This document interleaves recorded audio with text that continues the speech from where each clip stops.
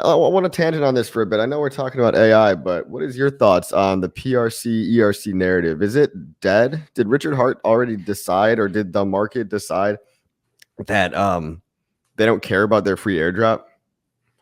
I saw a tweet the other day, was it from PulseChain Validator? Somebody, and I thought it was really interesting, and it was something to the effect of like the P tokens on PulseChain. The statement was like those are like the best meme coins or something like that, and it didn't strike me as like my whole perspective before seeing that tweet was, yeah, we tried the farms at first. It didn't really work, didn't catch on. Everyone just dumped all that stuff. But that was very early. And that was before, we had some green candles, but everything went down, for a long time after that, obviously.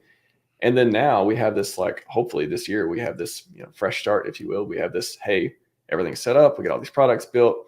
We'll see what happens with mechanics and see what RH does and all this stuff too.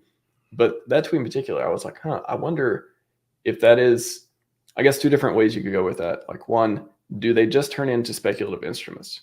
Like, because RH talked a lot about the whole, pair liquidity bonding. What if they become more valuable than the other pair? Was he just saying that, just to stir up interest and stuff, or was there actually an ideal with liquidity bonding, not just to make PulseChain and all the core assets price go up, but is there a way to make all the P assets go up? P coins go up and all that stuff. I don't know. I guess you could say like maybe the worst case is they just become meme coins and they're just, the ecosystem's booming and they're just going up and down based on speculation. The other side is like, what if they do become, some of them do have parity or become valuable or otherwise become this asset? Like, isn't that the craziest story in crypto? Like, aren't we here to do amazing things? So part of me is like, that kind of fits the narrative of RH in general, of how to make something impossible become true in a glorious way. And everyone's like, where are the green candles come from? Who's going to come in? How are we going to onboard people? You do stuff like that, you're going to onboard some people. They're going to have some people coming in. Yeah, they're familiar token logos, that's for sure. And so people are definitely, I talk to people in real life about the world's largest airdrop thing, and they seem interested. They're like, oh, let me go check my address, see if I've got free coins. But it seems like when you tell people online, they just say scam, or like, oh, Richard Hart, must be a scam, I don't even care. Or they go claim their free coins and then they laugh at you. They're like, thanks for the free money, idiot. And then they like take their $20 and they're like, okay, all right, buddy. Like, so to some degree, it's like feeding pearls to swine. It's people don't appreciate the free stuff that they get, and they spit in your face, like the Pepe community at the very beginning with the P Pepe, E Pepe farms that we tried. They were just incredibly rude, and they were like, you guys are idiots. Like, we're just going to take this free money, idiots. And it's like, all right, bro, maybe, Jesus Christ.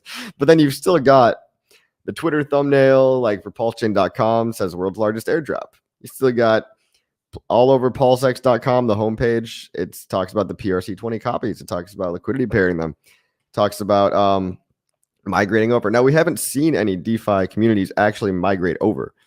Other than Hex, we haven't seen any DeFi front ends migrate their front end. Go.hex.com was the first one, and Hex has done probably the best job of keeping its PRC-20 value. Hex is one of the only coins that has a higher PRC-20 value than its ERC-20. You've got Hex, maybe Hedron, maybe Icosa.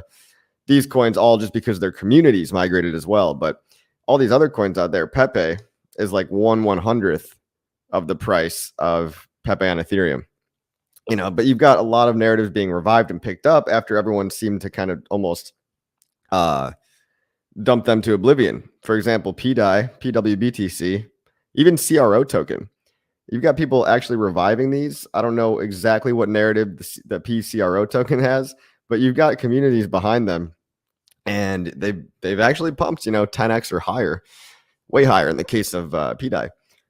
And these green candles are good advertising.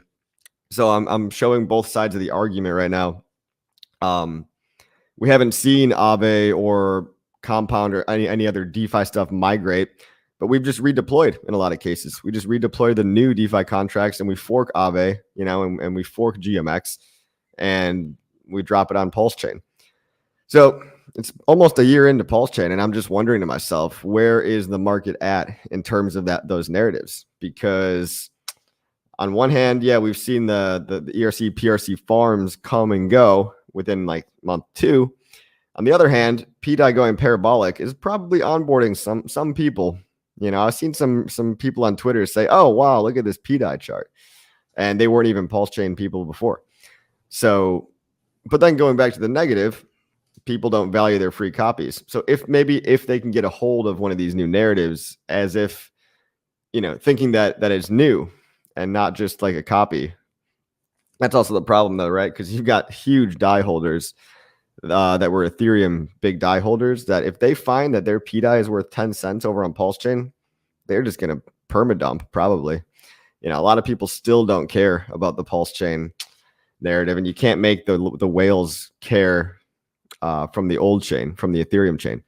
So I don't have like a definitive conclusion to make on this yet. I just wanted to get your thoughts, I suppose. Yeah, I mean, I think there's so many different ways to look at this ecosystem. And I think that if you believe in the weak hands getting shaken out thing, why wouldn't that also apply to the P tokens?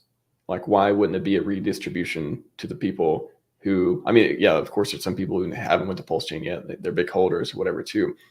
But even if they see it, if they come over, let's say the P token, some of them, whatever, have value, PulseChain starts pumping and they maintain it in some way, and the big holders come over.